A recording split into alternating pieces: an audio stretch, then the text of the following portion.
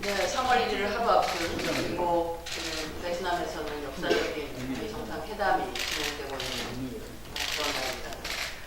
그런 좋은 날 제125차 정책조정회의를 홍영표 원내대표 모집하러 내일은 3.1운동 100주년이 되는 날입니다. 100년 전 평범한 민초들의 의지로 우리는 근대국가의 길을 열었습니다. 공권제와 식민지의 잔재를 벗어나 민주공화국을 위한 여정을 시작했습니다. 무엇보다 3.1운동은 국민이 주인 되는 나라를 만들기 위한 촛불혁명이었습니다.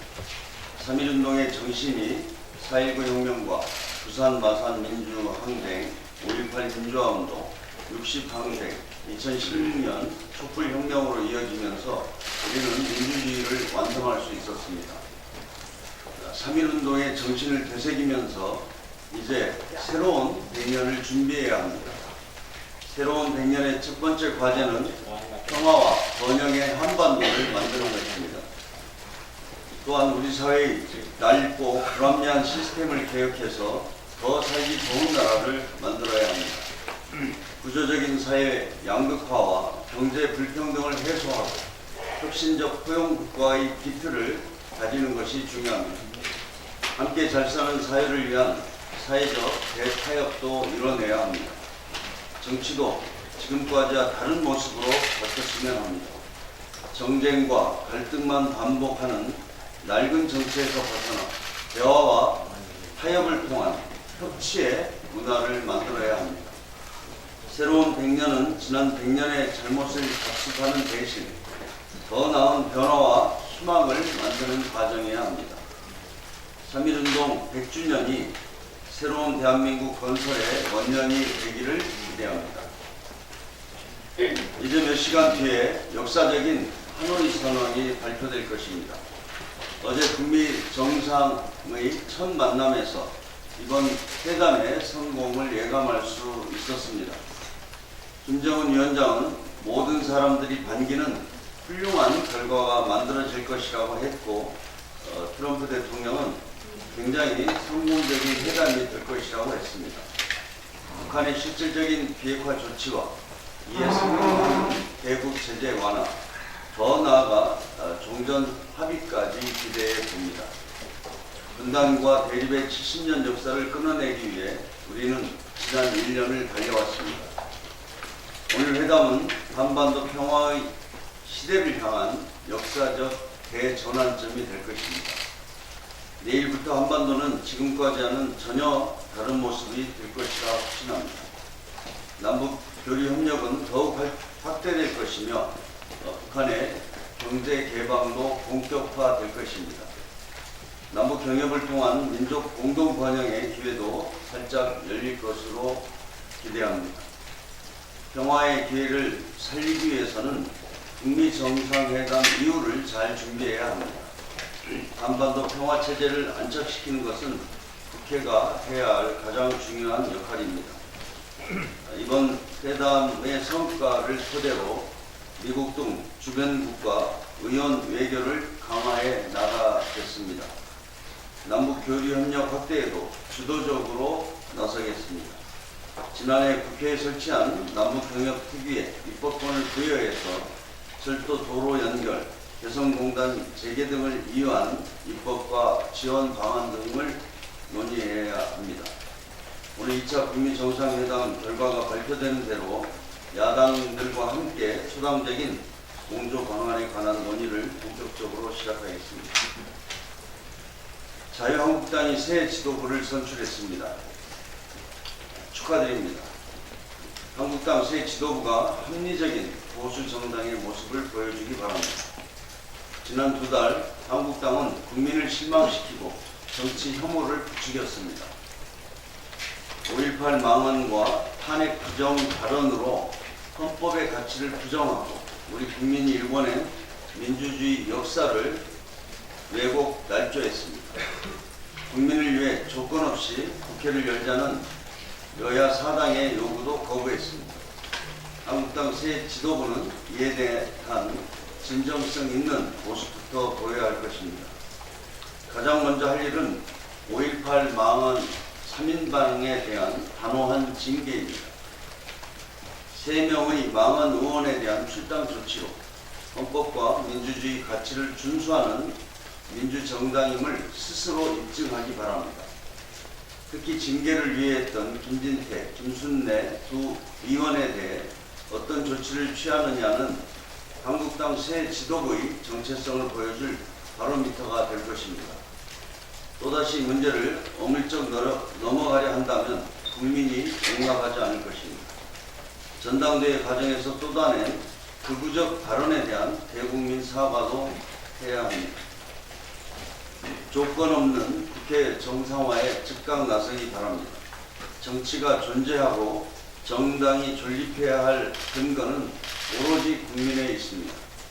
민생을 도외시한 채 국회를 작동 불능 상태에 빠뜨리는 일은 더 이상 하지 말아야 합니다. 당장 국회로 복귀해서 선거제 개편과 민생 개혁 입법 논의에 응해야 합니다. 이상입니다. 네, 다음은 도시 정책위원장의 발언 듣겠습니다. 제2차 북미 정상회담이 시작되었습니다.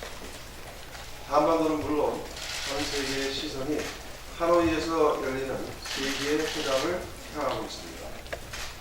회담 첫날인 어제 트럼프 대통령과 김정은 위원장은 간단한 회담에 이어 만찬회동도 진행했습니다. 양 정상이 보인 화기애애한 모습은 회담 성과에 대한 기대를 더욱 높여주었습니다. 냉전 해치를 향해 첫걸음을 내밀었던 제1차 정상회담의 정신을 바탕으로 이번에는 한반도의 항구적 평화와 비핵화를 위한 구체적 성과가 도출되기를 우리 국민 모두가 희망하고 있습니다. 더불어민주당은 북미 정상회담의 성공을 기원하며 대한민국이 평화와 번영의 새 시대를 주도할 수 있도록 정파를 초월한 외교안보 협치에 적극 노력하셨습니다. 과거의 불신과 적대를 넘어 상호 신뢰를 바탕으로 상생과 공존을 추구하며 새로운 한반도 질서를 수립하는 데 앞장설 것입니다. 야당의 적극적 협력을 당부드립니다. 한반도에 불어오는 평화의 훈풍에 힘입어 우리 경제의 대외 신인도가 조금씩 개선되고 있습니다. 관계 당국에 따르면 국가부도 위험을 나타내는 신형 기도 스와프, 일명 CDS 프리미엄이 지난 26일 29bp를 나타냈습니다. 12년 만에 가장 낮은 수준입니다. 이에 따라 우리나라의 부도 위험 가능성은 영국이나 캐나다보다도 낮아졌습니다. 그동안 우리 경제의 발목을 잡아왔던 안보 리스크, 소위 코리아 디스카운트가 한반도 긴장 완화에 따라 눈에 띄게 해소되고 있는 것입니다.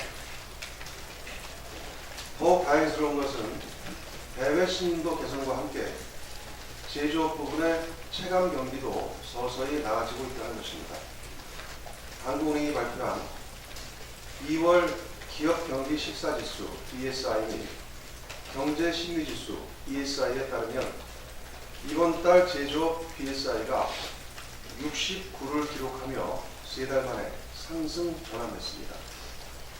아울러 다음 달 제조업 업황 전망 지수 역시 지난달에 비해 무려 11포인트나 상승한 76을 기록했습니다. 상승폭으로 따지면 9년 만에 최대폭의 증가입니다. 미중 무역 갈등 완화 움직임과 더불어 제2차 북미 정상회담에 따른 남북 경제교류 활성화 가능성 등이 종합적으로 반영된 결과라 해줬습니다.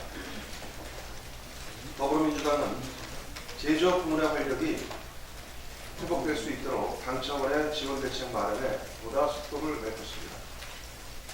이 같은 노력의 일환으로 어제 당내에 조선산업 활성화 특위를 설치했습니다. 조선업은 주변 산업과 고용에 미치는 영향이 매우 크기 때문에 특별한 관심을 필요로 하는 사업입니다.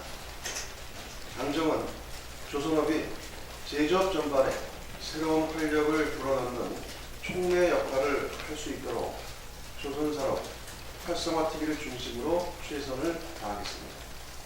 아울러 전방위적 대처가 필요한 다른 분야에 대해서도 필요하다면 당 차원의 지원 방안을 적극적으로 검토하겠습니다. 자유한국당 신임 대표로 황교안 대표가 선출되었습니다. 우선 축하의 말씀을 드립니다. 다만 황교안 대표는 박근혜 정권의 핵심 인사였음에도 불구하고 국정농단과 탄핵에 대해 지금까지 단 한 번도 책임 있는 자세를 보여주지 않았습니다. 이 때문에 황교안 체제 출범에 대한 국민들의 우려도 큰 것이 사실입니다. 자유한국당 새 지도부는 이 같은 국민적 우려를 겸허히 수용해 제1야당의 위상에 걸맞는 책임과 행동을 보여주시기 바랍니다. 그 첫 관문은 조속한 국회 정상화입니다. 이는 자유한국당이 건강한 야당으로 새롭게 거듭날 수 있을지를 판단하는 가늠자가 될 것입니다. 주지하다시피 자유한국당의 목리와 배노차로 국회가 2달 넘게 공전 중입니다. 이로 인해 한시가 급한 각종 민생 입법들이 기약 없이 표류하고 있습니다. 당장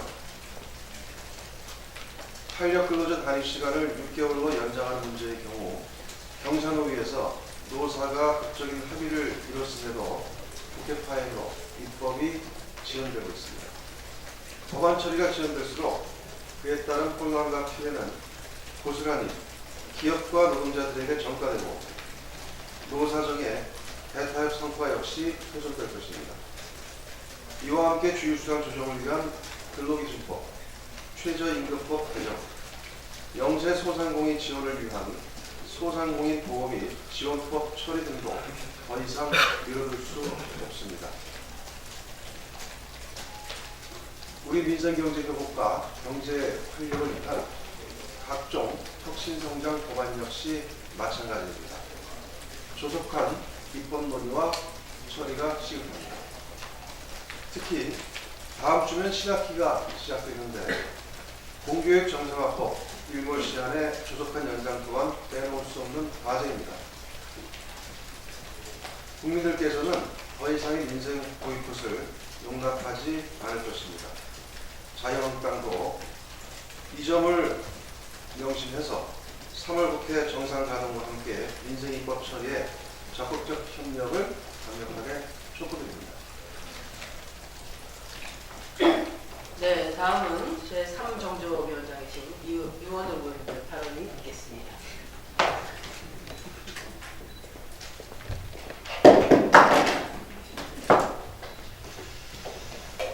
네.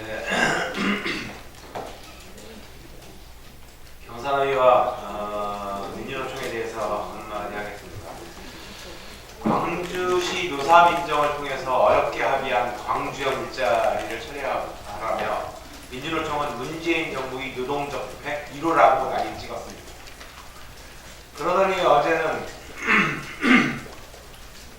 일부 노동법률가 단체들, 민주노총 법률원이 경제사회노동위원회 앞에서 탄력 근로자 확대 합의 등을 비판하며 단식 농성에 들어갔다고 합니다. 더 황당한 것은 경사노위의 합의를 밀실야합이라고 규정한 것입니다. 경사노위에 참여를 거부한 단체, 애초에 들어오기를 거부한 단체가 누구입니까? 민주노총을 경사노위에 누가 들어오지 말라고 했습니까? 아니, 오히려 민주노총을 들어오기를 끝까지 기다려주면서 참아왔습니다. 그런데도 불구하고 끝까지 참여를 거부하고 밖에서 들어오지 않더니 이제는 어렵사리 합의한 탄력근로제에서 밀실야합이라고 합니다. 참으로 황당한 일입니다. 경산회의가 민주노총의 참여를 위해 얼마나 많은 노력을 해왔던가는 이미 많은 국민들이 알고 있는 사실입니다. 경산회의는 지금도 열려 있습니다. 민주노총이 밖에서 비판만 할 것이 아니고 들어와서 대화하면 됩니다. 아니, 경산회의에 참여하는 모든 주체들은 민주노총이 들어와서 함께 논의해 줄 것을 지금도 여전히 바라고 있습니다. 나의 주장만을 내세울 때 사회적 합의가 가능합니다. 만족하지 못하더라도 조금씩 양보해내야 합의가 가능하다는 것은 삼척동자도 다 아는 사실입니다. 문재인 정부는 제2, 제3의 광주형 일자리를 만들어가기 위해 노력할 것입니다. 민주노총이 더 이상 발목 잡는 일을 삼가해 주실 것을 요청드리겠습니다. 어려울 때일수록 배려와 양보의 정신이 빛나는 것입니다. 사회적 대화를 무시하고 무조건 나만이 옳다는 태도는 바람직하지도 않고 올바른 태도 또한 아닙니다. 우리 경제가 어렵습니다. 국민들이 불안해합니다. 우리 경제의 발목을 더 이상 민주노총이 잡지 않기를 바라겠습니다. 노조가 경제의 발목을 잡고 있을 때 우리 국민이 키운 우리의 기업들은 해외 투자처를 찾아 해외로 빠져나갈 것이고 우리 국민의 일자리는 사라져갈 것입니다. 사회적 대화에 끝까지 참여하며 합의를 이끌어준 한국노총 김주영 위원장과 조합원들에게 대한 폄훼의 말도 멈춰주길 바라겠습니다. 오히려 국민은 사회적 합의를 이끌어내기 위해 경산회의에 참가한 한국노총에 대해서 박수를 보내고 있음을 이 자리를 빌어서 다시 한번 말씀드리겠습니다. 경산회의에 참가하십시오. 그러면 다 해결될 일입니다.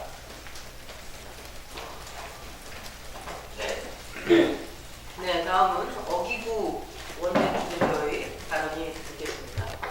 네, 원내부대표로서 충남도당위원장 어기구입니다. 지난 26일 문재인 정부는 유관순 열사에게 국민무공자 서원 1등급인 건국훈장 대한민국 장을 추가 서원하기로 얘기했습니다. 유관순 열사는 1962년 정부의 독립운동가에 대한 서원 당시 5등급 중 3등급인 건국훈장 독립장을 추서받았습니다. 그러나 유 열사에 대해 서민운동의 상징성과 그 공격만 보더라도 3등급은 걸맞지 않다라는 지적이 끊임없이 제기되어 왔습니다. 유관순 열사의 서원 등급 상향은 충청 도민의 간절한 염원이기도 되어왔습니다. 유 열사의 고향은 지금의 충남 천안시 병천면입니다. 1919년 3.1운동 이후 고향으로 돌아와 아원의 독립만사운동을 주도하다 체포되어 3년형을 언도받고 18세의 나이로 순국하셨습니다. 유 열사의 불의에 맞선 저항정신은 대한민국을 숭고한 정신이자 우리 충남 도민들의 자긍심이기도 합니다. 그동안 유 열사의 서원등급 격상을 위해 충청 지역 차원에서 국민청원, 서명운동, 결의안 제출 등 전방위적인 활동을 펼쳐왔습니다. 그러한 끊임없는 노력들이 결실을 맺게 된 것 같아 충청인의 한 사람으로서 부척이나 기쁘고 감개무량합니다. 올해로 3.1운동 100주년을 맞이했습니다. 유관순 열사가 당연한 훈장을 받기까지 너무 오랜 시간이 걸렸습니다. 나라를 위해 희생한 분들이 그에 합당한 대우를 받을 수 있어야 나라다운 나라입니다. 유 열사의 1등급 훈장 추가 서원이 자칫 묻히거나 잊힐 뻔한 애국지사들의 공적이 제대로 인정받는 계기가 되기를 바라겠습니다. 현안과 관련한 한 가지 더 말씀드리겠습니다. 지난 25일 한 경제지에서 탈원전의 핵심 인력 엑소더스라는 제 기사를 게재하였습니다. 기사 내용은 문재인 정부의 탈원전 정책 여파로 원전 관련 공기업과 사기업의 퇴직자가 크게 급증하고 있고 이들 퇴직자들이 우리나라의 해외 경쟁업체들로 이직하여 핵심 인력의 해외 유출이 확산되고 있다는 것입니다. 먼저 이 보도는 통상적 수준의 퇴직을 심각한 수준의 이탈로 확대 해석한 것일 뿐만 아니라 다양한 원인이 복합적으로 작용한 퇴직의 원인을 정부의 에너지 전환 정책 때문이라고 단정적으로 확대 해석한 것이라고 생각합니다. 이에 사실관계를 바로잡고자 합니다. 첫째, 기사에서 적시한 한수원, 한전기술, 한전KPS 등 3개 공기업의 자발적 퇴직 비율은 지난해 1.1%로 매우 미미한 수준입니다. 이는 우리나라 전체 기업의 2017년 평균 이직률 4.7%와 비교해 훨씬 낮은 수준이며 에너지 전환 정책 이전인 2015년과 2016년에 각각 0.7%였던 것과 비교해도 큰 차이가 나지 않습니다. 둘째, 이들 상계 공기업은 원전뿐만 아니라 화력, 수력, 양수, 신재생 에너지 등 사업을 함께 하고 있기 때문에 이들 공기업의 자발적 퇴직자들을 원전과 비원전으로 나누어서 분석하는 것이 타당하지만 보도 내용은 그렇게 하지 않았습니다. 셋째, 이직 규모가 가장 크다는 한수원은 2024년까지 원전 기수와 설비 규모가 계속 증가하고 있기 때문에 에너지 전환 정책 때문에 퇴직자가 증가했다는 주장 또한 납득하기 어렵습니다. 퇴직한 핵심 인력들이 한국의 경쟁업체로 대거 이직하고 있다는 보도 내용도 사실과 다르기에 바로잡고자 합니다. 기사에서는 두산동공업 10여 명, 원전 공기업 14명이 프랑스, 미국, UAE 등의 업체에 이직하였다고 하고 있으나 사실관계를 확인한 결과 실제 두산정보업 퇴직자 중 해외업체로 이직한 인원은 2명에 불과했습니다. 특히 3개 공기업에서 해외 이적한 14명은 모두 UAE로 이직하였습니다. 아시다시피 UAE는 2009년에 우리와 4기의 원전 수출을 계약해서 우리와 공동사업을 추진하는 국가입니다. 이분들은 모두 우리나라와 경쟁 관계가 아닌 협력 관계에 있는 회사에 소속되어 있는 것으로 확인되었습니다. 결국 해당 보도의 중요 부분들이 실제 사실관계와는 상당히 다르다는 점을 지적하지 않을 수 없습니다. 문재인 정부의 에너지 정책 전환으로 원전 인력 퇴직자들이 급증한 바도 없고 해외 경쟁업체로의 인력 유출이 확산된 바도 없음을 명백히 바로잡고자 합니다. 이상입니다. 네, 소설과 보도의 경계가 자꾸 모호해진 것 같습니다. 보도를 해주시기 바랍니다.